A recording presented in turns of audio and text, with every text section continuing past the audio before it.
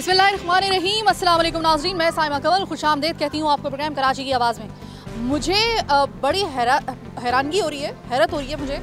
ये साल 2018 जो है, आप ये समझ लें कि इस साल मेरे इन 3 साल के जो कराची की आवाज़ का एक्सपीरियंस है, उसमें जो सबसे ज़्यादा इशू इस दफ़ा मुझे उठाना पड़ा है, वो पूरे कराची में जो है वो घरों के हवाले से है। कभी आवाज़ आती है जमशेद क्वार्टर की जानिब से, कभी आवाज़ आती है मॉडर्न क्वार्टर्स की जानिब से, कभी जो है वो हम लोगों को जो है वो कोई एक बिल्डिंग जो आज से तकरीबन 6 महीने पहले गिर चुकी थी मखदूश हालत की वजह से, कभी हम लोगों को वहाँ से पता चलता है कि 6 महीने के बाद अभी तक वो बेघर है, उनका कोई घर का इंतज़ाम नहीं किया गया है। और आज भी कुछ इसी किस्म का प्रोग्राम है। मैं 2018 में हैरानगी इस बात की हो रही है कि पहले तो सिर्फ मैंने 2015 में मैंने किया था प्रोग्राम मून गार्डन के हवाले से। वो पहला प्रोग्राम था जिसमें वो बहुत बड़ा एक तनाज़ा बना था। उसके बाद से जो था इस हवाले से हमने प्रोग्राम नहीं किए थे, क्योंकि इस हवाले से हमें प्रोग्राम करने के लिए कोई आवाज़ नहीं आ रही थी। लेकिन इस साल ख़ास तौर पे बिलखुसूस इन महीनों में मैंने देखा है कि इस दफ़ा बहुत ज़्यादा ये इशू क्रिएट हो रहा है।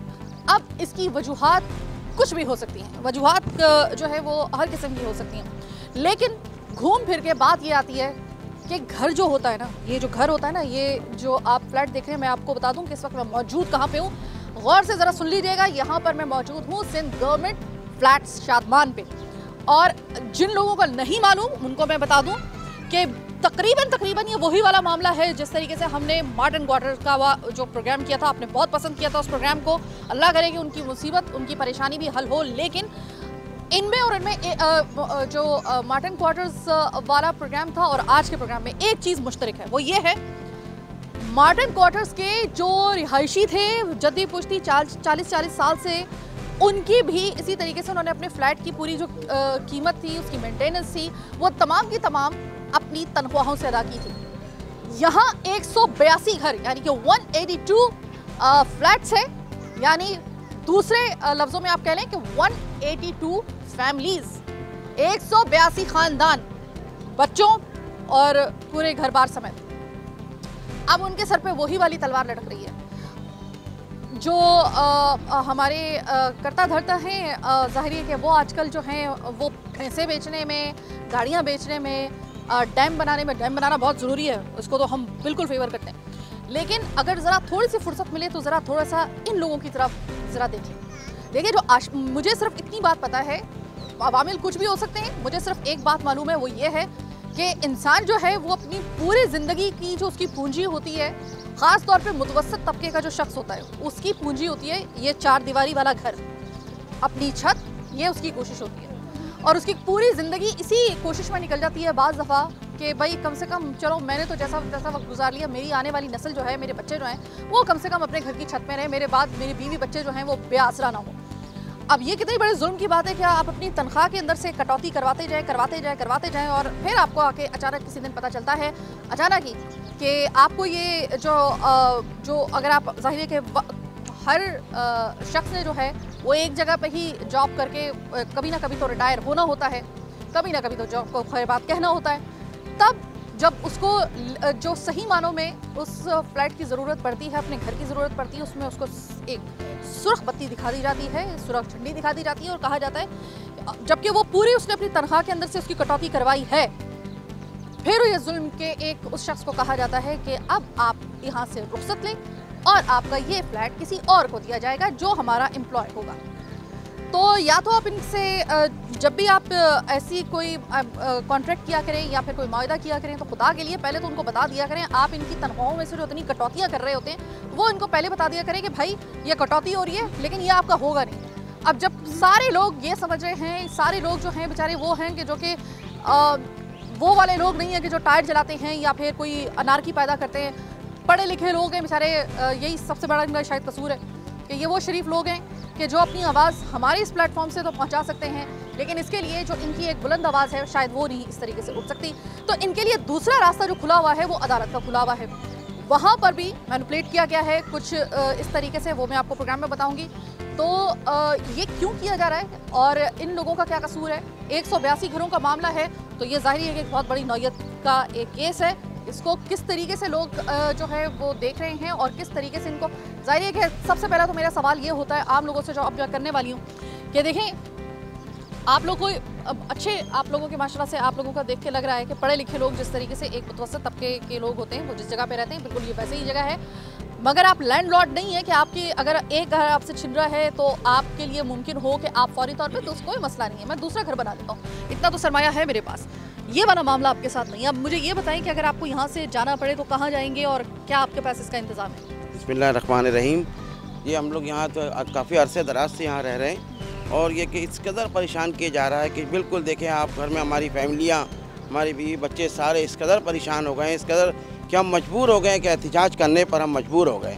मुसलसल हम एहतिजाज कर रहे हैं, रात दिन हम जाग रहे हैं। इस तकरीबन 2.5 से 3 महीने हो गए हम लोग इस कदर परेशान हैं, इस कदर परेशान हैं कि बहुत ज़्यादा परेशान है। और सब गवर्नमेंट के अप्लाई हैं, सिंध गवर्नमेंट के एम्प्लॉइज़ हैं सारे, तो इस बहुत ज़्यादती हम लोग के साथ हो रही है। हमारा जो अलॉटमेंट ऑर्डर हमारा है, अच्छा हाउस रेंट हमारा कट रहा है, इलेक्ट्रिक बिल हम सब अदा कर रहे हैं, उसके बावजूद भी हमें बेइंतहा परेशान किया जा रहा है। एक मेरी कन्फ्यूजन दूर कीजिएगा, क्या आप इस बात की तस्दीक करते हैं पूरी जिम्मेदारी के साथ? मुझे ये बता सकते हैं कि जिस वक्त आप यहाँ पे सर्व कर रहे थे तो आपकी जिस हवाले से आपकी कटौती हो रही थी आपकी तनख्वाहों में, तो क्या आपसे कमिट किया गया था कि ये घर फिर आपको मिल जाएंगे? ऐसी कोई बात नहीं थी, बिल्कुल ऐसी कोई बात नहीं। मैं बता रहा हूँ ना, घर से दराज 40-50 साल से यहाँ लोग रह रहे हैं, 40-50 साल से यहाँ लोग रह रहे हैं, ऐसी कोई बात नहीं हुई थी, ऐसी कोई। तो आप लोगों को ये किस मद में आप ये कह रहे हैं कि ये घर आपके पास ही रहने चाहिए? क्या इसकी कोई लॉजिक आप मुझे बताइए। ये देखिए ना, हम लोग अब सरकारी ऑन सर्विस है ना, सर्विस पे हम लोग सब ऑन ड्यूटी सर्विस है। अब वो बिला वजह 40 साल के बाद उनको ये ख्याल आ रहा है कि हम सिंध गवर्नमेंट के एम्प्लॉइज़ नहीं हैं, हमें जो है वो खाली करा, हम इनसे खाली करवाएंगे। रिटायरमेंट तक जो है ना हमें रहने की इजाज़त दी जाए, उसके बाद ये जिसको मर्जी इलाट करें, ये इनका जाती मामला, जिसको मर्जी करते हैं। अगर मैं गलती पे नहीं हूँ तो आपका कहने का मकसद ये है कि जब तक कि आप ऑन ड्यूटी हैं एटलीस्ट उस वक्त तक आपको रहने की इजाज़त दी जाए एंड देन आपको रिटायरमेंट के बाद फिर आप इसको किया जाए। लेकिन अगर हम ये देखते हैं ये 182 घरों का मामला है, तो क्या 182 घरों में से कोई भी ऐसा शख्स नहीं है जो रिटायर हुआ हो? सब हाजिर है? नहीं, और से रिटायर होकर चले गए, काफ़ी रिटायर होकर यहाँ से गए, बिल्कुल रिटायर होकर गए काफ़ी, और जा भी रहे हैं, काफ़ी रिटायर हो रहे हैं। अच्छा ये बताएं कि आपके पास कोई ऑल्टरनेट है कि अगर आपको यहाँ से बेदखल किया जाता है या आपका यही फ्लैट जिसकी आप कटौती करवाते रहे हैं अपनी तनख्वाहों में, इसको अलॉट किया जाएगा किसी दूसरे को, तो आपके पास इसका कोई ऑल्टरनेट है, कोई इंतज़ाम है आपके पास? बिस्मिल्लाहिर्रहमानिर्रहीम। अलमिया तो यही है, हमारे पास कोई ऑल्टरनेट नहीं है। ये हम अपने बच्चे लेके कहाँ जाएंगे? हमारी समझ से बाहर हैं चीज़ें कि या तो हमें पहले से इन्फॉर्म किया जाता है कि नहीं भाई आपको रिटायरमेंट तक नहीं रहने दिया जाएगा। अलॉटमेंट देते वक्त अगर ये पहले से कह देते कि ऐसा मामला होगा, पॉलिसी होगी, ये होगा, जो भी इनके मसाइल हैं वो हमें बता देते तो हम यहाँ आते भी नहीं। हम मजबूर हैं अपने बच्चे लेके, हमारे पास कोई ऑल्टरनेट है नहीं। आप बताइए, हमारी जो जिसमें हमारा हाउस रेंट और 5% डिडक्ट होता है उसमें तो कोई और यहाँ पे घर भी नहीं मिलता है। हमारे लिए परेशानी का बायस यही है। और सबसे बड़ी बात, हमें निकाल करके दूसरे भी तो सिंध गवर्नमेंट के एम्प्लॉय आएंगे, क्या वो मतलब ये सौतेलापन कैसा?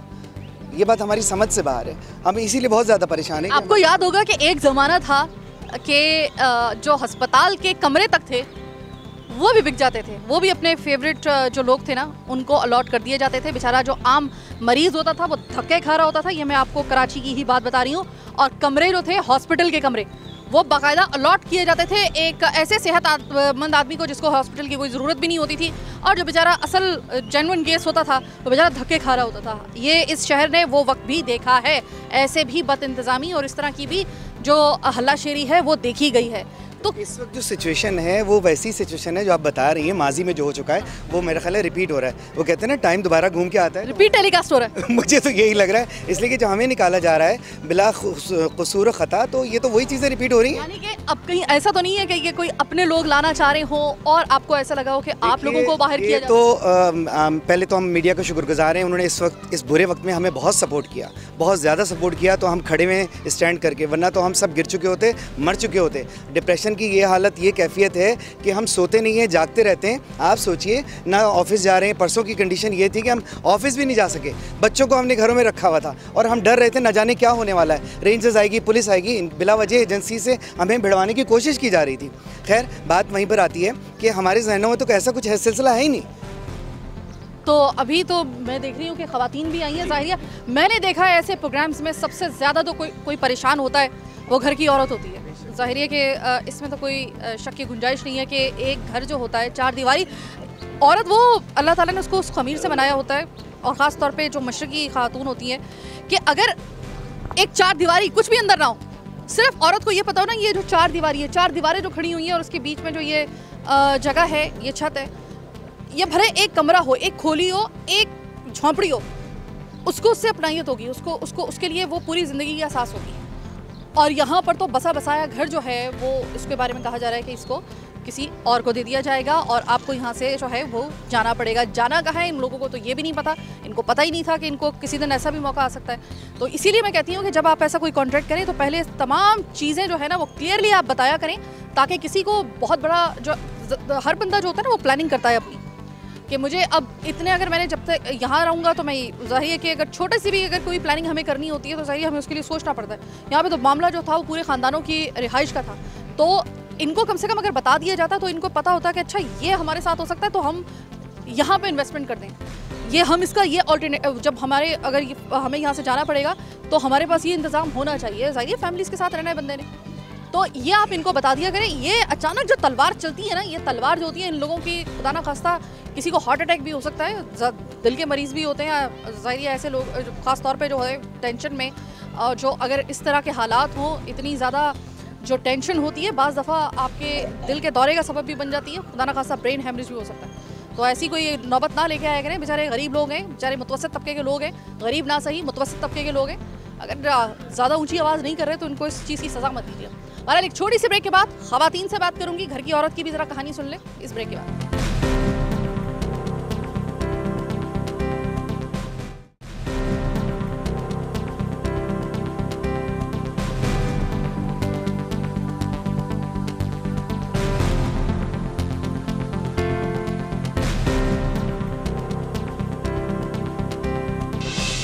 ब्रेक के बाद खुशामदीद।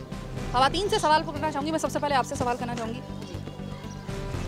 टेंशन हो रही है, रात की नींद सही आ रही है ये सुनने के बाद कि घर किसी वक्त भी खाली करवाया जाएगा और आगे पता नहीं है जाना कहाँ पे, तो इस बार नींद सबसे पहले बताएं नींद कैसी आती है? नींद तो बिल्कुल भी नहीं आती है, क्योंकि बहुत, एक तो छोटे बच्चे हैं, फिर हम लोग अलॉटीज़ हैं, वाइट कॉलर जॉब करते हैं, यहाँ पे टीचर्स हैं, आपको पता है मोहल्लेमाना शोबा है वो, इसके अलावा हाई कोर्ट वाले रहते हैं, हमारे खुलफाए राशिदीन का शोबा है वो हज़रत उमर से निकला है ना, हेल्थ वाले रहते हैं। आपने देखा बीबी फातिमा थी, वो इतनी पर्दे में रहती थी, लेकिन जब ऐसे हालात होते थे तो वो जंग के ज़माने में जाया करती थी और तीमारदारी किया करती थी। तो हालात तो ये हमारे पास 4th मंथ से, वैसे तो 2 ईयर्स से ये नोटिस आ रहे हैं, लेकिन 4th मंथ से ना हमें बहुत ज़्यादा अजियत दी जा रही है। अजियत इस सूरत में, आपने कहा नींद इसलिए नहीं आती है मैम कि हम लोग वाइट कॉलर हैं, प्लस ये कि हमने कोई जुर्म नहीं किया, हम दहशतगर्द नहीं है, हम अलॉटीज़ हैं, हमें स्टेट ऑफिस ने, जबकि सुप्रीम कोर्ट हमें फेवर कर रही है, हाई कोर्ट हमें फेवर कर रही है, चीफ जस्टिस ऑफ पाकिस्तान से खुद मेरी बनफ से नफीस डायलॉग बात हुई है सुप्रीम कोर्ट में। उन्होंने कहा आप लोग ऑन जॉब हैं, ऑन ड्यूटी हैं, जो सरकारी मुलाजमत करता है यहाँ। किससे बात हुई थी? चीफ जस्टिस साकिब निसार साहब से।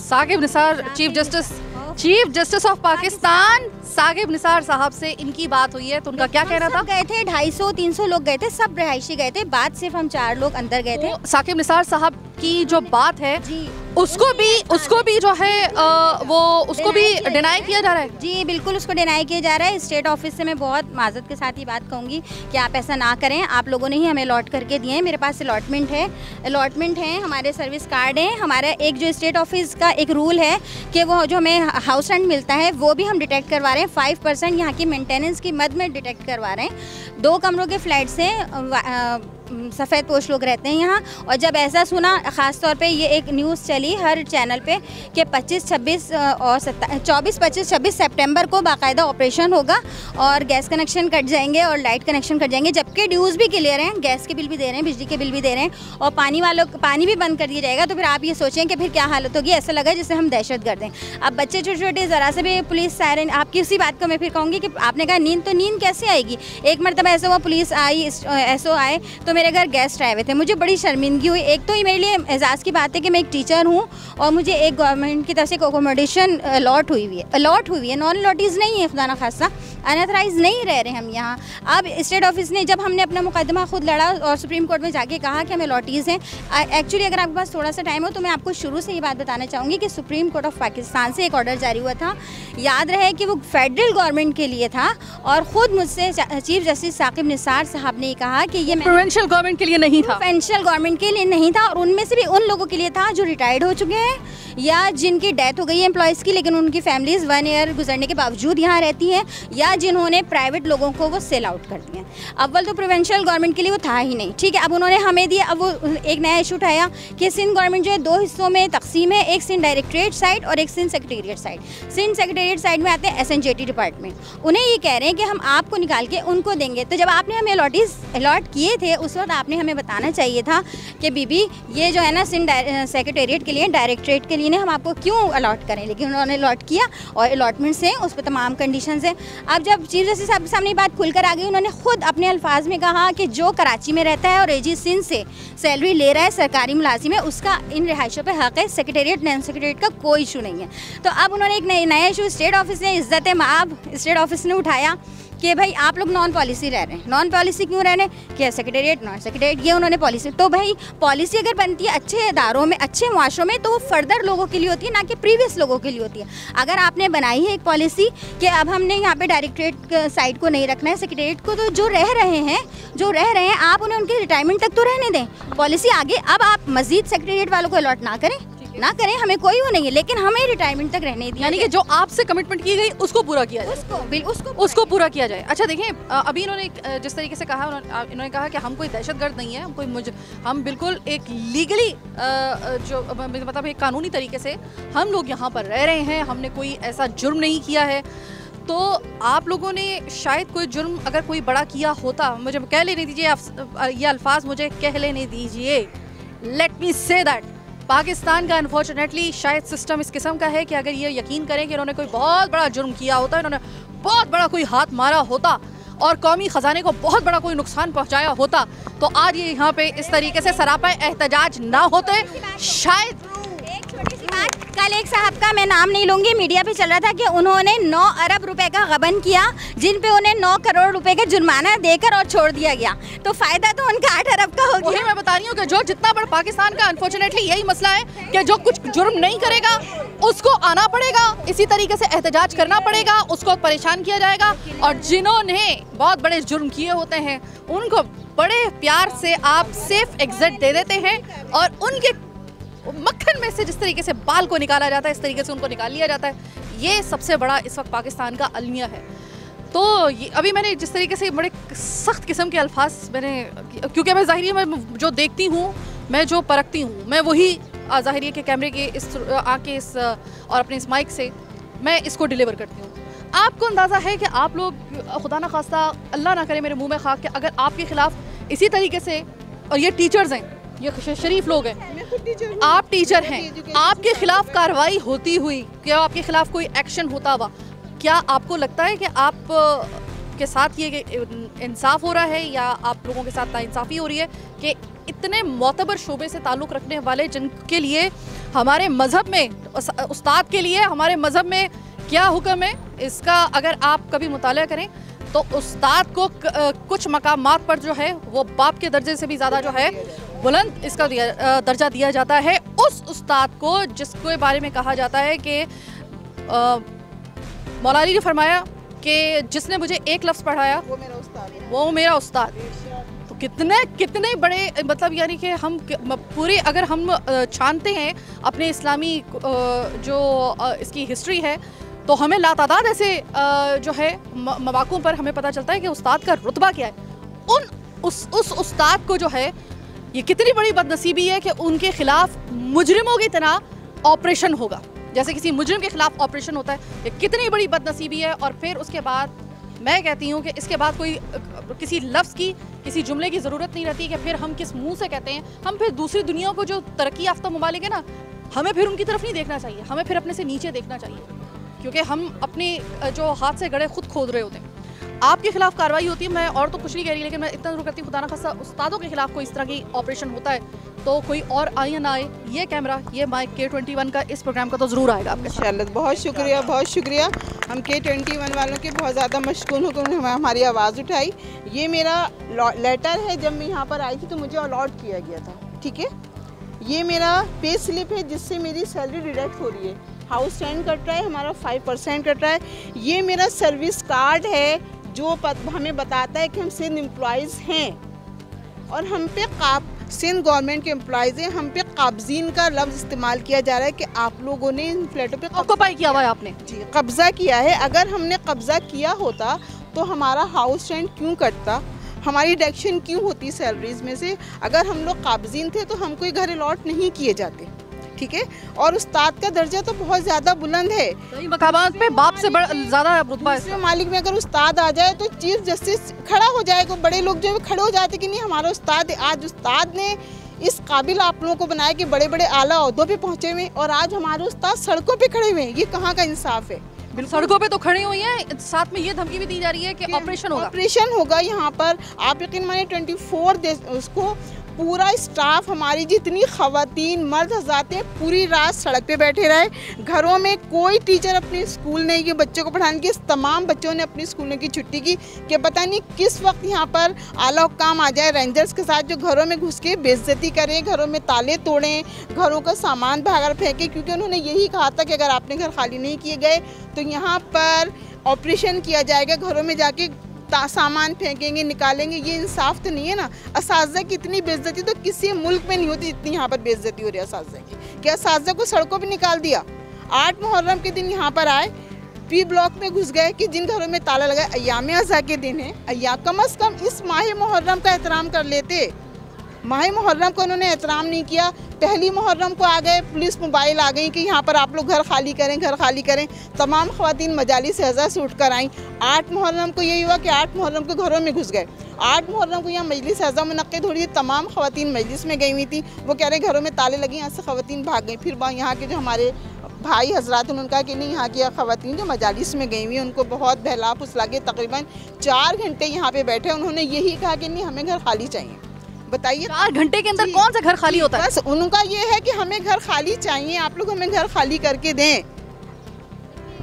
घर का छीनना, हम लोग हाजिर सर्विस है, हम लोग हाजिर सर्विस है।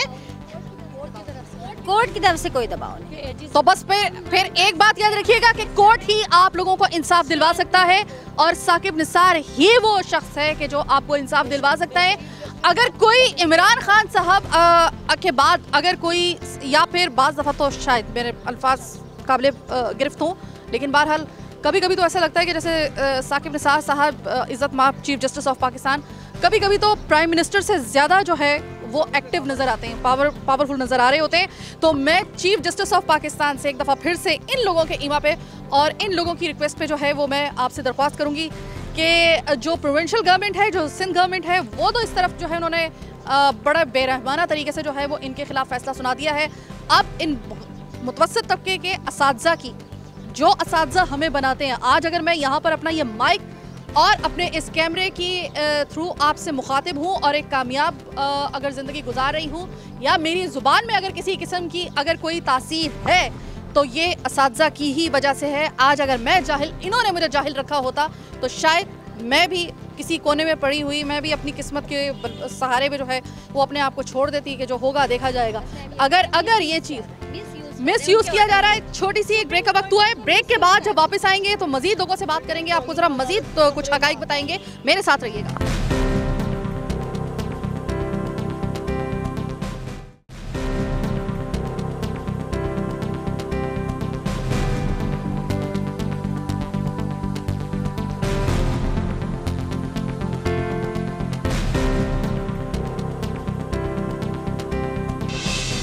ब्रेक के बाद खुशामदीद।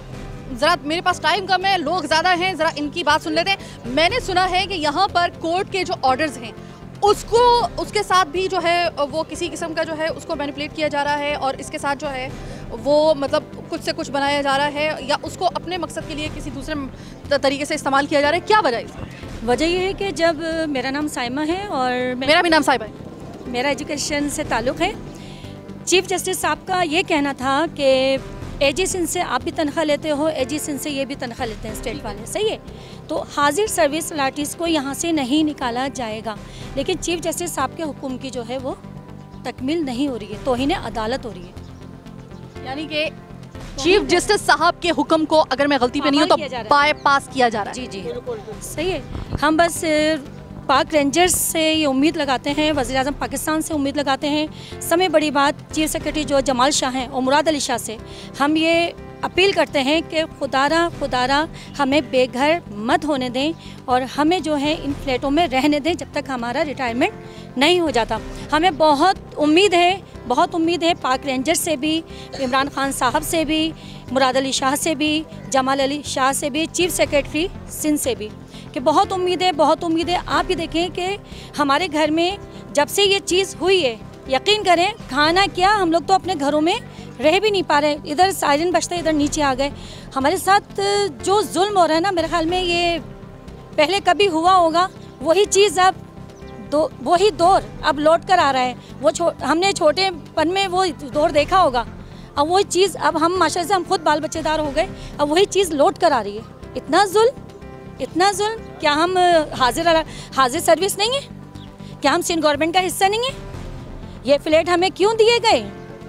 जब हम इसका हक नहीं रखते थे तो हमें ये फ्लैट क्यों दिए गए? हम हक रखते हैं ना, जब तो ये फ्लैट दिए गए। आपने हमें आयाम अज़ा में सुना, ये आगाज़ जो था वो पहली मुहर्रम से शायद जो था वो पहले आयाम अज़ा के शुरू होते के साथ ही जो है ये आपके सर पे ये बेगल बजा दिया गया था, ये नकारा बजा दिया गया था कि अब आपको ये घर खाली करना है। मतलब एक तरफ फर्श अज़ा बिछी हुई है और हम बीबियों के बेघर होने को हम लोग जो है उसका मातम कर रहे हैं, उसकी जो है वो हम प्रोटेस्ट कर रहे हैं पूरी दुनिया में, और एक तरफ आप ही को बेघर करने के लिए मुहर्रम के महीने का इंतखाब किया गया। बिल्कुल, देखिए ये मुहर्रम से पहले से ही ये सिलसिला चल रहा है। और जहाँ तक आपने ये बात कही कि क्योंकि फ़र्श अज़ा बिछे हुए हैं, तो आप सब जानते हैं और पूरी दुनिया जानती है कि इमाम हुसैन जो थे वो हक़ पर थे। आज आप यहाँ जितने लोगों के चेहरे देख रहे हैं ना, ख़वातीन के, मर्दों के, हम मुतमईन इसलिए हैं कि हम हक़ पर हैं। और जो हक़ पर होता है वो जान तो दे देता है, लेकिन वो पीछे कदम अपने नहीं हटाता। भले थोड़ी मुश्किल हो, लेकिन फतह आपकी एक साबित कदम रहने वाले की, हक़ पे रहने वाले की। देखिए अल्लाह ताला जो है वो हक़ वालों के साथ होता है। अच्छा, एक बात मैं यहाँ पर ये कहूँगी कि मुसलसल, जैसे कि मेरी बहनें आपको पहले बता चुकी, एक लफ्ज़ काबिज़ीन का हमारे लिए इस्तेमाल हो रहा है जिसकी हम पुरज़ोर मज़म्मत करते हैं। हम बिल्कुल काबिज़ीन नहीं हैं। अगर हम काबिज़ीन होते, हमारा हाउस रेंट डिडक्टिंग हो रहा होता, हमारा 5% डिडक्टिंग हो रहा होता। एक बात मैं यहाँ पर ये कहूँगी कि वज़ीर आला साहब, हमें आपसे बहुत ज़्यादा उम्मीद है। चीफ जस्टिस साहब, हमें आपसे उम्मीद है। मुमताज़ शाह साहब, आप नए चीफ सेक्रेटरी हैं। खुदारा आप अपनी माओ बहनों पर रहम खाएं, ये आपकी माएँ बहनें हैं। चीफ जस्टिस साहब, आप हर चीज़ का खुद नोटिस लेते हैं। मैं आपसे रिक्वेस्ट कर रही हूँ, अल्लाह के वास्ते, अल्लाह के रसूल के वास्ते, उनकी औलाद के वास्ते, आप इसका अस खुद नोटिस लीजिए। ये आप पर वाजिब है। अगर किसी पर जुल्म हो रहा है, परवरदिगार के यहाँ आपकी पकड़ है। अल्लाह ताला आपसे सवाल करेगा महशर के मैदान में, आप क्या जवाब देंगे? हमें पाक रेंजर से अपनी बहुत सारी उम्मीदें वाबस्ता हैं। आप यकीन कीजिए कि यहाँ जिस वक्त हमने धरना दिया था, वहाँ इस इलाके के SHO उमैर साहब आए थे। उन्होंने जो मीडिया को बयान दिया था, उन्होंने अपने बयान में यही कहा, ये सब एजुकेटेड लोग हैं, ये सब हक़ पर हैं। और इसकी दलील ये है, ना इन्होंने यहाँ पथराव किया है, ना इन्होंने टायर चलाए हैं। इन्होंने पुरअमन एहतजाज रिकॉर्ड किया है, पुरअमन एहतजाज रिकॉर्ड कराया। और उसकी वजह ये कि हुक्काम बाला तक अपनी आवाज़ पहुँचाना चाहते हैं। तो बस मैं K21 की बहुत मशकूर और ममनून हूँ कि उनके ज़रिए कम अज़ कम चीफ जस्टिस साहब नोटिस लेंगे, वज़ीर आला मुराद अली शाह साहब। और अब मैं यकीन से कह सकती हूँ, ऐसा नहीं है मुमताज़ शाह साहब, ऐसा नहीं है कि आप जो है नोटिस नहीं लेंगे, अपनी माँओं और बहनों की फरियाद को नहीं सुनेंगे। हम सब आपके कौम की बेटियां हैं, हम यहाँ उस्ताद हैं। उस्ताद अगर रोड पर आ जाएगा तो सोचिए उस कौम की क्या हालत होगी। प्रोग्राम में ये देखिए, मेरे पास, अगर हम गवर्नमेंट सिंध के नहीं है, ये तो बना बनाया कार्ड है ना गवर्नमेंट ऑफ सिंध का। देखिए आप, ये देखें, दिखाइए, ये गवर्नमेंट सिंध का है। और सबसे ज़्यादा उम्मीदें जो हमें ना पाक रेंजर से हैं कि वो हमारे खिलाफ नहीं जाएगी। मुराद अली शाह से, और यहाँ पे सब हाजिर सर्विस हैं, अलॉटीज हैं, सब हाजिर service. You are all allottees, if I am not wrong. कोई नॉन कोई बगैर लीगल नहीं है। प्रोग्राम में चूँकि वक्त ज़रा महदूद है, आप ये बताइएगा कि यहाँ पर तो अजीब अजीब किस्म के ना सुनने को कुछ मिल रहा है कि चीफ जस्टिस ऑफ पाकिस्तान के हुक्म की भी तामील के बजाय उसके बिल्कुल बरखिलाफ जाया जा रहा है और उनके ही जो उनका हुक्म है उसको अपने तरीके से जो है वो मतलब उसको मैनिपुलेट किया जा रहा है। ये किस किस्म की मैं इस बात सुन रही हूँ यहाँ पे? नहीं, बात आप अपनी जगह सही कर रही हैं, मगर चीफ जस्टिस का जो हुक्म है वो तो सबके लिए है, लेकिन ये जो एक महदूद इसमें एक ग्रुप है ये उसको नहीं मान रहा, उसको रिजेक्ट कर रहा है। यहाँ सिर्फ टीचर नहीं, अलग अलग शोबों के गवर्नमेंट के सिंध गवर्नमेंट के जो एम्प्लॉइज़ हैं वो रहते हैं, ठीक है। तमाम लोग यहाँ मौजूद हैं, हम लोग सड़कों पे मौजूद हैं, हम आज़ादारी भी कर रहे हैं, साथ साथ रोडों पे धरना भी दे रहे हैं, लेकिन हमारे लिए क्या आ रहा है कि आप घर से निकल जाएंगे। हम पाकिस्तानी नहीं हैं, हम क्या यहाँ नहीं रह सकते? अगर हम पाकिस्तानी नहीं हैं तो हम क्यों रहें यहाँ पे? क्या आप कानूनी तरीके से रह रहे हैं? हम कानूनी तरीके से रह रहे हैं, अपनी यूटिलिटी बिल और तमाम चीज़ें डिटेक्ट हो रही हैं हमारी, उसके बावजूद यहाँ हम रह रहे हैं। हालांकि और कोई नहीं आया, पाकिस्तानियत के कुछ हमारे NGOs के लड़के हैं वो हमारे साथ खड़े हुए थे, हमारे शाना बशाना खड़े हमारे साथ दे रहे हैं। तो खुदारा अदालत को भी चाहिए, चीफ जस्टिस साहब को इसका नोटिस, सोमोटो नोटिस तो लें इसका कि ये आया हो क्यों रहा है। आप शक्लें देखें यहाँ हालत क्या हो रही है, छोटे छोटे बच्चे स्कूल नहीं जा पा रहे, हालत देखें आप क्या हो रही है। लेकिन मसला ये है सुनने वाला कोई नहीं है। मीडिया का तवस्सुल था हमारे साथ, मीडिया 24 घंटे आती रही, बिलती रही, लोग नीचे बैठे रहे, मगर क्या कुछ भी नहीं हुआ। और ये कितना बड़ा एक आप लोगों के लिए जो है वो सर पे तलवार की तरह लटक रहा है ये फैसला कि किसी दिन भी कोई ऑपरेशन जो है, क्योंकि जाहिर है कि आप वो लोग नहीं हैं कि जो कि ऑपरेशन जिस तरह मुजरिमों के खिलाफ होता है तो वहाँ से मुज़ाहमत होती है। आप लोग तो शायद, मेरी अगर मैं गलती पे नहीं हूँ तो शायद आप लोग जो हैं वो तो उस तरीके से मुज़ाहमत भी ना कर पाएँ, क्योंकि एक शरीफ बंदा जो होता है उसकी फितरत में ही नहीं होता उस तरीके से मुज़ाहमत करना और उस तरीके से उस लेवल तक जाना कि जिसमें अनारकी पैदा हो सके। तो अगर ऐसा कोई ऑपरेशन होता है तो क्या आपके पास ये ऑप्शन है कि आप अदालत से रुजू करें? हम अदालत में मौजूद हैं, हम नहीं, अदालत में इसके खिलाफ कि अगर आपके खिलाफ कोई ऑपरेशन होता है तो आप इसका अलग से जो है वो कोई फैसला लेंगे? बिल्कुल हम फैसला ले, हम पूरा अमन एहतजाज कर रहे हैं। ये पाकिस्तान हमारा है, हम नुकसान नहीं पहुंचाना चाहते पाकिस्तान को, हम पूरा अमन एहतजाज कर रहे हैं। हम बैठे हुए हैं, हमारी बात को खुदारा सुने, तो सुनने के तो काबिल बने आप, सुन तो कोई भी नहीं रहा। यहाँ देखें ना हालात, आप खुद देखेंगे क्या हालात कितने मुश्किल हैं अभी आप लोगों के लिए। हालात हमारे लिए ऐसे हो गए हैं कि हम समझ लें ज़हनी अजियत का शिकार हो गए हैं। हम पढ़ने जाते हैं तो हमारे जहनों में ये होता है घर पे कोई ना आ जाए, हमारे बच्चे स्कूल्स नहीं जा रहे, ऑफिसेज नहीं जा रहे हमारे पेरेंट्स। हालांकि चीफ जस्टिस साहब ने जिन लोगों के लिए बोला था वो इनलीगल और अनऑथराइज्ड लोग बोला था, और ये डिपार्टमेंट, स्टेट ऑफिस का डिपार्टमेंट नॉन पॉलिसी का वर्ड अपने पास से उस स्टेटमेंट को रेफरेंस बना के हमें वेकेंट नोट। आपके पास ये क्या ये डॉक्यूमेंट्स किस हवाले से? डॉक्यूमेंट तो सारे वही हैं जो हमारे पास लीगल हैं, मतलब उसमें अलॉटमेंट लेटर है, हमारी पे स्लिप है, हाउस रेंट उसमें डिडक्शन हो रहा है, वो बड़ी क्लियर चीज़ें हैं यहाँ पे ये मौजूद हैं। हम सब ले लेके इसीलिए घूम रहे हैं कि हम साबित कर सकें लिल्ला ऐसा ना कीजिए, हम लोग लीगल लोग हैं। और बात ये है कि हमारी कोई जंग थोड़ी है, ये तो ऐसा इंडिया पाकिस्तान की कोई जंग थोड़ी है। हम तो कानूनी जंग कोशिश इस तरह से लड़ने की कोशिश कर रहे हैं कि उनको बताएं, ये चीफ जस्टिस के इसमें रिमार्क्स हैं कि जो हाजिर सर्विस मुलाजमीन हैं उनको हरासा ना किया जाए, ये लिखा हुआ यहाँ पे मौजूद है। ये जंग की रिपोर्ट है, हमने खुद थोड़ी छपाई है। अगर हम खुद छपाने वाले होते तो फिर हम यहाँ बैठे भी नहीं होते।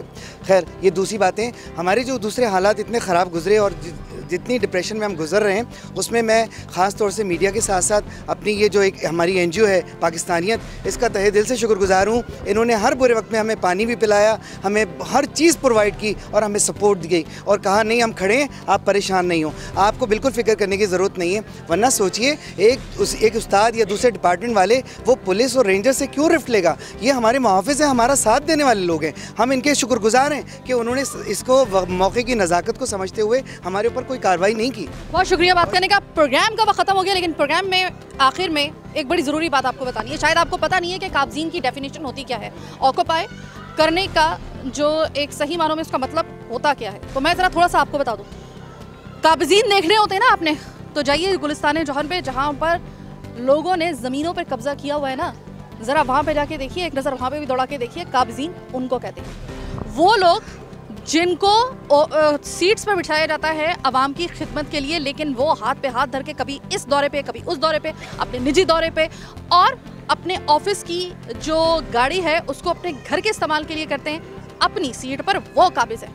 तो काबज़ीन की अगर आप डेफिनेशन मालूम करना चाहते हैं, इससे ज़्यादा मैं आपको दे सकती हूँ, इससे ज़्यादा सख्त अल्फाज इस्तेमाल किए जा सकते हैं, लेकिन मेरा मकसद यहाँ पर ज़ुबान की जो है वो तेज़ी दिखाना नहीं है, बल्कि मामले को हल करना है, क्योंकि मामला उन लोगों का है जो कि असल में पाकिस्तान है, जो असल में कराची है, जो असल में इनको कहते हैं। ये जो अभी आप देख रहे हैं ना लोग, ये हैं असल पाकिस्तान। ये शौक़ ज़रा गौर से देख लें, क्योंकि जो 90%, 99% जो आबादी है ना वो यही है। बाकी जो एलीट तबका है आटे में नमक के बराबर है, जो अगर यहाँ पे अगर थोड़ी सी वो कुछ देर के लिए अगर मौजूद हो पाकिस्तान में, वरना उनका तो ज़्यादातर बोरिया बिस्तर बाहर ही है। तो जो यहाँ पर है ना उनको इस तरीके से परेशान मत कीजिए। देखिए कुछ चीज़ें बर्दाश्त से बाहर होती हैं, और ये जो घर होता है ये किसी भी शख्स की कमज़ोरी भी होता है, उसकी ताकत भी होता है। इससे मत खेलिए, क्योंकि देखें ये बच्चों का मामला है, बच्चे स्कूल नहीं जा रहे, असातिज़ा जो हैं उनके लिए जो है वो तो हद तो ये होती है कि उनके खिलाफ, मैं सुन के हैरान रह गई कि जिस तरह मुजरिमों के खिलाफ ऑपरेशन करने की जो है वो कहा जाता होता है कि वहाँ पर टारगेटेड ऑपरेशन होगा, या इस इलाके में जो है वो मुजरिमाना सरगर्मियों को इतला पर जो है वहाँ पर जो है वो इस तरीके से ऑपरेशन होगा उनके खिलाफ। आपको ये कोई मुजरिम नज़र आ रहे हैं, ये कोई आपको जो है ये कोई आपको ऐसे लोग नज़र आ रहे हैं कि जो कि पाकिस्तान की बका के लिए या सालमियत के लिए ख़तरा हों, या इन्होंने कोई बहुत बड़ा गबन किया है, या इनका कोई कसूर है? अगर नहीं है तो चीफ जस्टिस ऑफ पाकिस्तान की ज़ुबान का जो है वो पास रखा जाए, उनके हुक्म का पास रखा जाए। अगर कोई और नहीं रख रहा तो chief justice of Pakistan Saqib Nisar साहब एक दफ़ा फिर आपसे इल्तमास कर रहे हैं कि आपके हुक्म की खिलाफ वर्जी की जा रही है। एक मरतबा इन लोगों की एक दफ़ा फिर से जो रुदाद है वो ज़रा सुन लीजिए। इनकी मुश्किल ज़िंदगी कितनी है, कितनी टेंशन में इस वक्त ये हैं, इसको ज़रा सुन लीजिए। और कोई एक्शन ले सकता है तो इस वक्त सिर्फ आप ले सकते हैं, और एक्शन का रिजल्ट भी आप ही के एक्शन पे आएगा, ये भी मुझे मालूम है। बाकी और किसी से शायद उम्मीद हो या ना हो, आपसे बहुत उम्मीदें हैं। यहाँ पर अभी ये लोग जो हैं सही तरीके से रात को सो भी नहीं पा रहे, ख़वातीन समेत, बच्चों समेत। तो जब ऐसी ज़िंदगी होती है ना तो बंदा बाज़ दफ़ा इस हालत में पहुँच जाता है कि उसके लिए खुदा ना खास्ता वो कहता है कि लानत है इस ज़िंदगी के ऊपर, इससे तो बेहतर मौत है। लेकिन मसला ये है कि कराची में तो और पाकिस्तान में तो मौत भी सस्ती नहीं है। तो ये लोग जाएँ तो जाएँ कहाँ? सबसे बड़ा सवाल, लोग जाएँ तो जाएँ कहाँ? कम से कम इनको जब तक है ये हाजिर सर्विस है, इनका कहना है कि कम से कम भाई हमें उस वक्त तक तो रहने दो, हमें अचानक तो ये फैसला नहीं सुनाओ ना कि जाके आपने 4 घंटे के अंदर अपना घर खाली करना है। कौन सा भरा पूरा घर जो है वो 4 घंटे के अंदर, चंद घंटों के अंदर या चंद दिनों के अंदर खाली हो सकता है? इस तरह नहीं हो सकता जबकि आपके पास आगे जाने का कोई इंतज़ाम भी ना हो। ये सूरत हाल है, बहुत सीरियस मसला है। यहाँ पर 182 घरों का, 182 ख़ानदानों का मामला है। मैंने साइमा कंवल और हमारी जो टीम है कराची की आवाज़ से, इसने अपना काम मुकम्मल यहाँ से किया। हमने आपको आगाह कर दिया है, अब रिज़ल्ट देखने की बारी हम भी देखेंगे और ये लोग भी देखेंगे कि कितना असर होता है इस प्रोग्राम का और इन लोगों की आहो पका का, और आपने कितना ज़्यादा इस मामले को संजीदगी से लिया है इसका। मैंने बहरहाल आज अपनी जिम्मेदारी पूरी की। मैं साइमा कंवल आज के प्रोग्राम से अपनी टीम के साथ चाहती हूँ इजाज़त। अल्लाह ने के बाद।